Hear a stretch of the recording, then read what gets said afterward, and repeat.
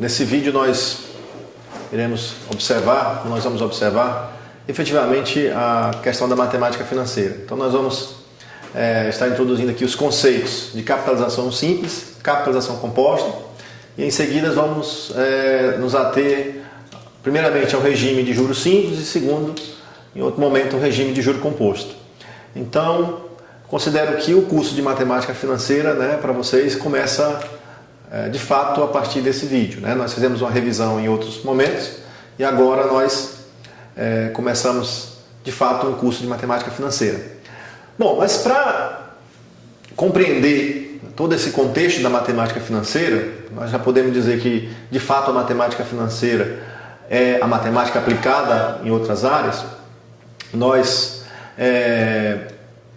devemos entender alguns elementos desse sistema. Um desses elementos é o seguinte: vamos fazer uma analogia com alguém que pretende alugar uma casa. Ok? Então, uma pessoa deseja alugar uma casa. Aqui é a pessoa que deseja alugar uma casa.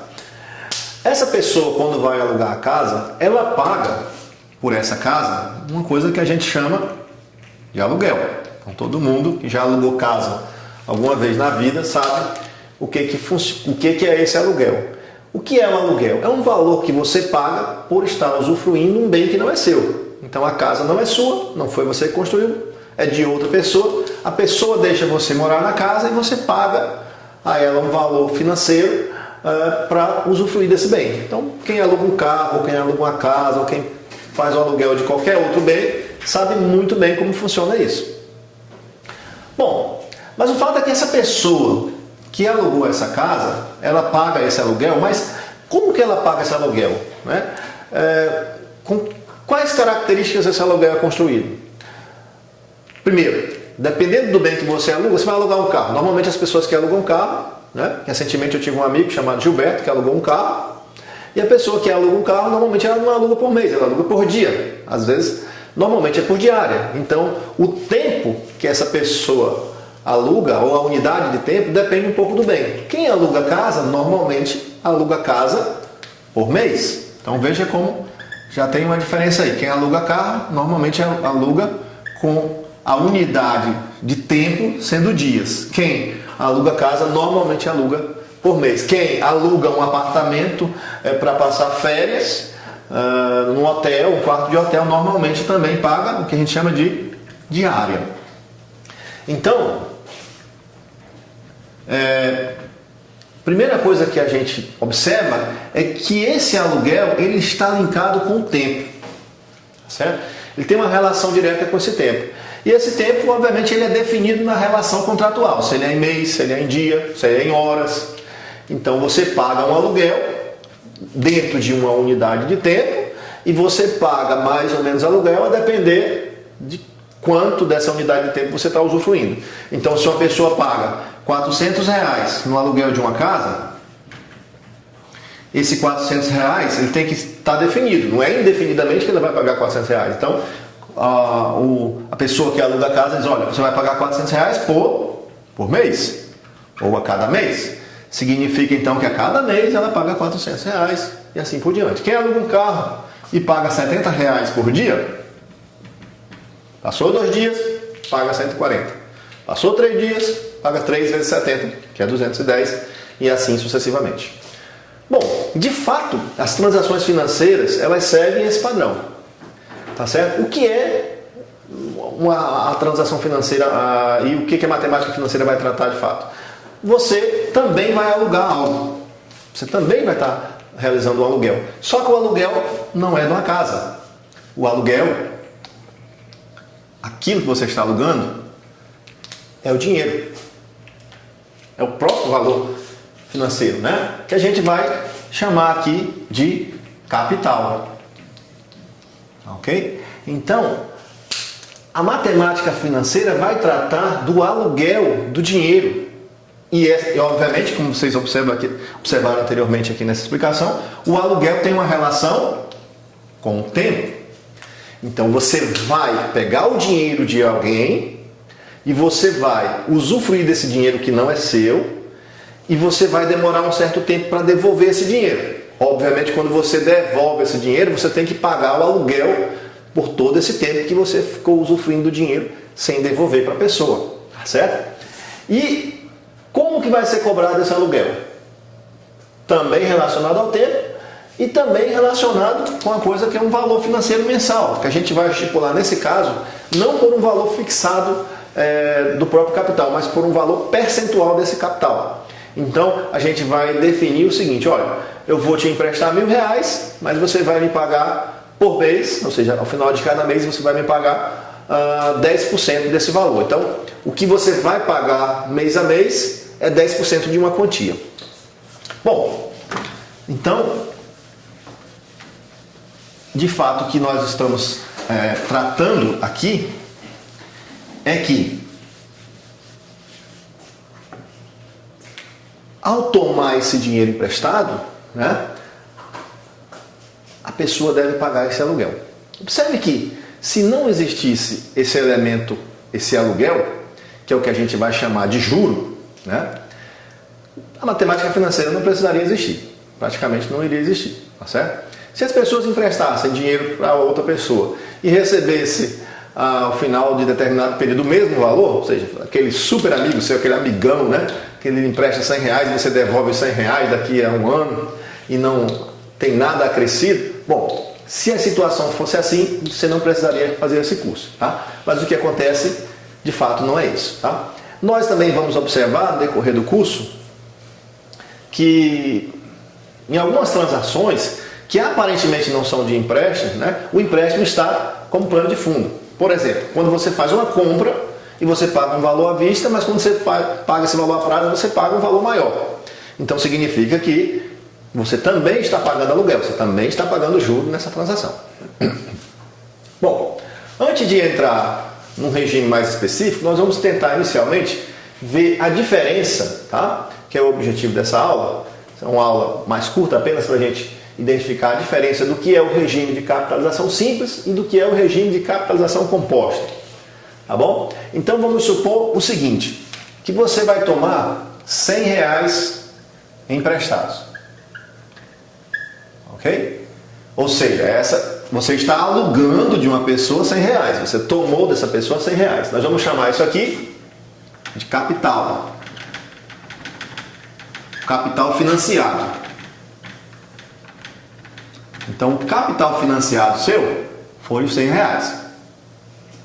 Bom, quando alguém empresta um dinheiro, essa pessoa define de início, e deve definir isso já no início, normalmente, da transação, a forma como que esse aluguel será pago, tá certo? Que é o que a gente chama de juros. Então, normalmente, aqui no nosso curso, nós vamos indexar o pagamento dos juros, o pagamento dos aluguéis, pelo usufruto do dinheiro, com uma coisa que nós vamos chamar de taxa de juros. Então essa taxa de juros é o que vai definir a maneira como que o aluguel vai ser cobrado, como que o juro vai ser cobrado. Então digamos que alguém define o seguinte, olha, é 10% ao mês.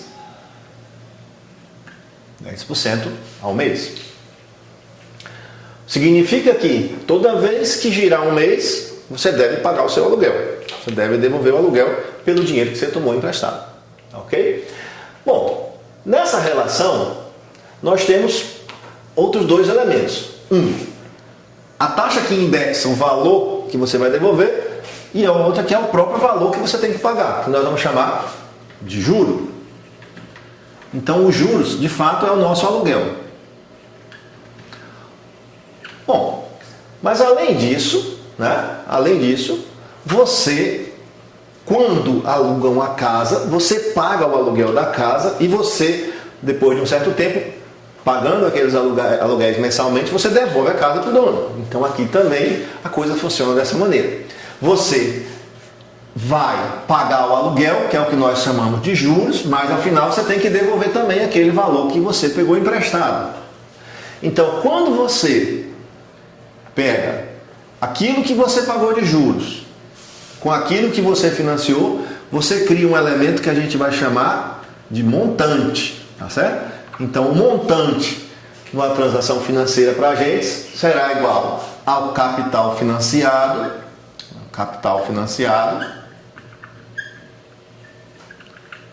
somado dos juros, certo? Então, tudo que é de juros que você pagou por estar usufruindo do dinheiro, junto com o capital que você tomou inicialmente, isso somado, os dois juntos, resulta naquilo que a gente chama de montante. Então, são conceitos bem tranquilos, né? Nós vamos tentar agora ver o que difere o regime de capitalização simples do regime de capitalização composta. Primeira coisa, vamos observar esse nome, capitalização. Olha, capital é o dinheiro, digamos assim, né? Falando da forma mais elementar, da forma mais simples, né?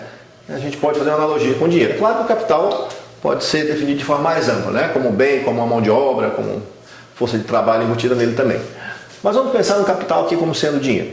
Então, capitalização é o processo de formação de capital, ok? Ou seja, como que o capital ele fica gerando outro valor financeiro. Isso só acontece porque existe esse elemento aqui que é chamado de juros, né?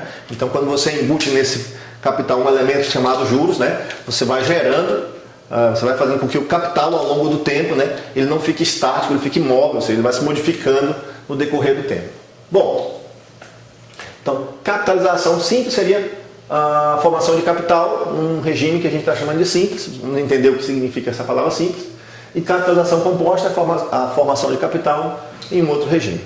Bom, a diferença é muito tranquila de entender, não tem muito drama. Vamos pensar da seguinte forma. No primeiro mês, você tomou um capital, vou chamar aqui de C, de R$100. Vamos pensar que a unidade é o real. Bom, e você vai pagar de juro por esse capital 10% desse valor. 10% de 100 é 10. Então significa que nesse primeiro momento, vou chamar aqui de N, tá bom? O tempo. Ou seja, no primeiro período, a gente não vai usar a notação T para tempo, vamos usar N para período, porque tempo é uma coisa que não... Né? Primeiro que tempo não dá para definir, vamos definir na verdade o período. E o período, obviamente, vai estar embutido numa unidade de tempo. Sabe? O que é unidade de tempo? Um mês, um dia, uma semana, um trimestre, um bimestre, assim por diante. Então, o nosso período aqui no caso, né, o N está em mês, então esse 1 significa um mês. Então veja, você tomou R$100, 10% de 100 é 10, o montante nessa transação é de 110, que é aquilo que você tomou emprestado, mais os 10 que você pagaria de juros, 110. Ok? Suponha que, vamos fazer uma analogia, que isso aqui, o João tomou emprestado de Pedro R$100, está pagando 10 de juros, deveria pagar ao final do primeiro mês 110. Só que ao final do primeiro mês, o João chegou para o Pedro e falou: olha, Pedro, eu não tenho dinheiro para te pagar. Ou seja, não tenho 110 para te devolver. E a única coisa que eu posso estar te pagando de novo são os juros. Então, Pedro diz: não tem problema, meu amigo, não tem problema. Você vai pagar de juros no segundo mês os mesmos 10%. Então, você pagou 10% aqui e você paga 10% aqui também. Só que os 10% em cima do mesmo valor. Veja como o Pedro está sendo legal, né? Nesse caso. Pega 10% de 100, 10 de novo. E você vai me pagar agora? Bom, você me devia 110. Com esses 10 de juros, agora você fica me devendo 120 para pagar no próximo mês. Ocorre que chega no segundo mês, de novo o João está apertado, diz: não posso te pagar o valor total. Pedro diz: não tem problema, você vai me pagar 10% de 100 para o próximo mês. R$10, R$130 ao final do terceiro mês. É só uma correção. Estou supondo nesse momento, acho que para não ter confusão com o que eu falei anteriormente, que o João não está fazendo nenhum pagamento, tá? Anteriormente deu a entender que ele estaria fazendo um pagamento. Ou seja, o João chega no final do mês e não tem como pagar, não tem nada para pagar para Pedro. E Pedro vai cobrando o aluguel. Observe, o aluguel é sempre de quanto? De R$10. Aqui está aparecendo o aluguel de casa, né? Estipulo, você paga R$10 para ficar na minha casa. Todo mês paga R$10. E isso vai acontecendo a todo momento. 10% de 100 é 10, o montante ao final do quarto mês é de 140 e assim por diante. E assim por diante. Essa é uma situação, tá? Mas existe outra situação que é a seguinte: o capital é o mesmo, R$100. Eu vou chamar aqui agora, já anotar o juro com a letra J, tá? Nós vamos entender que é juro já na nossa anotação. O montante eu vou notar pela letra N e aqui é o período N. Então, no primeiro período, João chegou para Pedro e disse que não tinha como pagar. Na outra situação que eu estou colocando agora. Pedro diz: olha, não tem problema, você me paga aqui 10% de juros em cima desse 100, então você me paga 10 de juros, um montante de 110, você está me devendo 110. Só que como o João não tem como pagar os 110, o que Pedro agora afirma é o seguinte: como você não tem como me pagar os 110, é como se você tivesse tomado emprestado agora os 110. Olha que lógica interessante também. Você não me devolveu o dinheiro era meu, R$110. Como você não me devolveu, é como se você estivesse tomando emprestado este valor agora. Então veja que o capital aqui agora não é mais o mesmo que inicialmente começou a transação. Agora o capital está atualizado. Bom, mas a taxa de juros ainda é a mesma, ainda é de 10%. Só que agora 10% de 110 é 11. E o montante ao final dessa transação é de 121. Ou seja, ao final do segundo período, você estaria pagando 121. Observe que aqui, na primeira maneira, né, era 120. Quando chegou ao final do segundo mês, João disse para Pedro de novo: rapaz, meu amigo, não tem como eu te pagar ainda, estou apertado. Pedro disse: não tem problema. Só que aquilo que você me deve não é mais 110.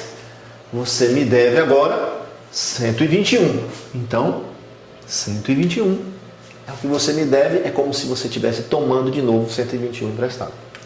Ó, mas a taxa ainda é de 10%. 10% de 121, R$12,10. 121 mais 12,10 vai dar R$133,10 ao final do terceiro mês e assim sucessivamente. Olha, então a primeira coisa que nós observamos é que existe diferença entre essas duas formas de se pensar o processo de formação de juros. Nesse primeiro quadro, a taxa de juros incide sempre em cima do capital inicial. Já nesse, a taxa de juros incide sempre em cima de um capital que está sendo atualizado ao final de cada período. Nas duas situações que nós trabalhamos aqui, a taxa de juros é a mesma, 10%. Eu não estou trabalhando nesse caso com a taxa de juros variável, mas também poderia trabalhar. Estou trabalhando com a mesma taxa, mas o capital financiado vai se atualizando a cada momento no segundo regime. Ora, pessoal, o primeiro regime é considerado regime de juro simples. Então, o que caracteriza o juro simples? A taxa de juros sempre incide em cima do capital inicialmente financiado, sempre em cima do mesmo valor. O que vai caracterizar um regime de juro composto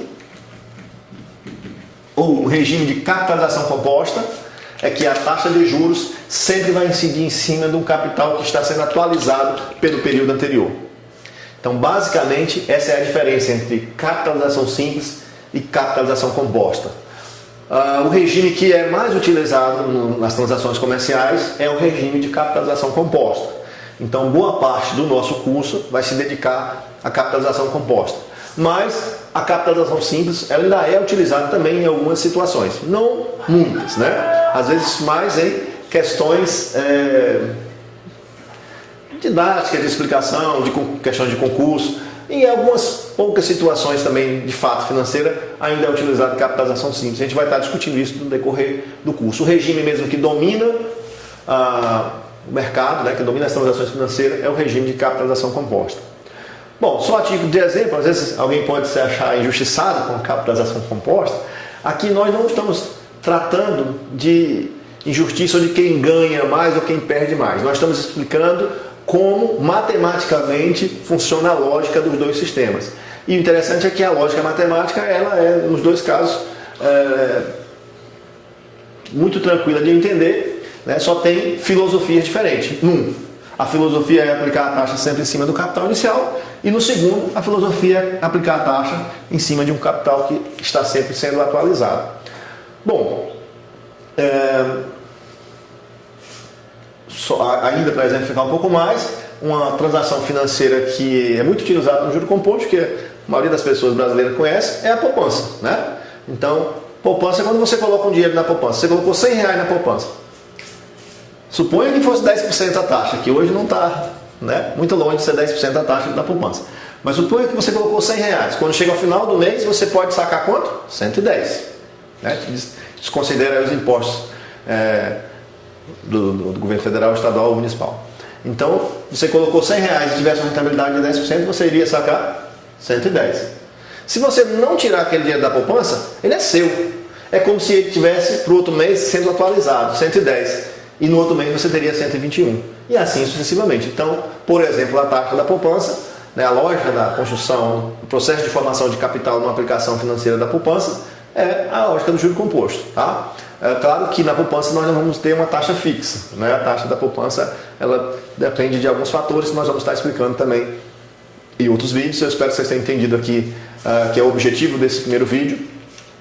Apenas mostrar a diferença entre os dois regimes de capitalização e já algumas nomenclaturas, algumas definições, como capital financiado, taxa de juros, juros e montante. Tá? Então, a gente fica por aqui e esperamos aí vocês no próximo vídeo com mais conceitos financeiros e depois nos exercícios. Um abraço a todos.